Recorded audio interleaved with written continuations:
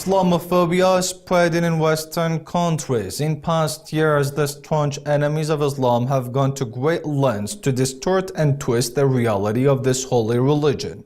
Introducing Islam as a violent faith that sponsors terrorism has been the main element of the fast-growing waves of Islamophobia in the Western countries. In this part of our program, we will have a closer look on the motives and the reasons behind the birth of Islamophobia in Western countries.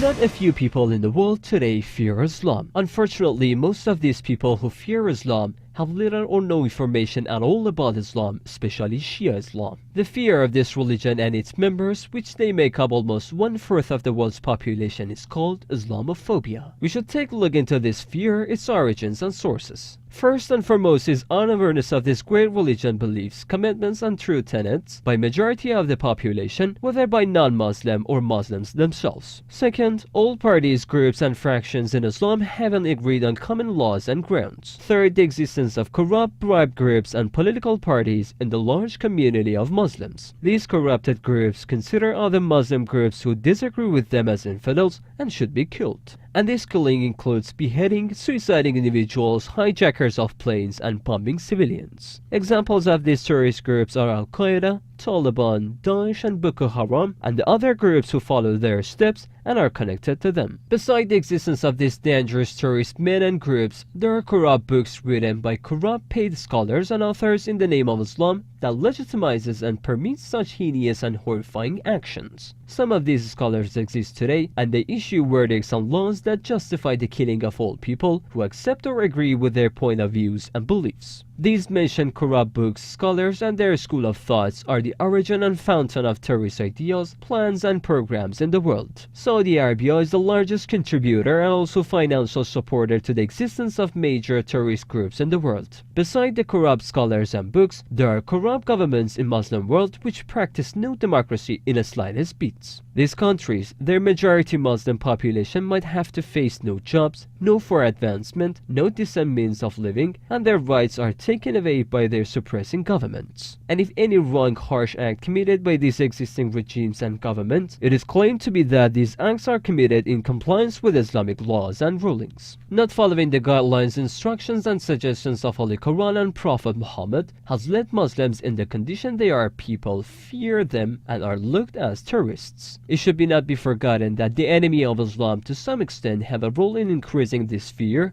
to portray Muslims as terrorist-biased monstrous people.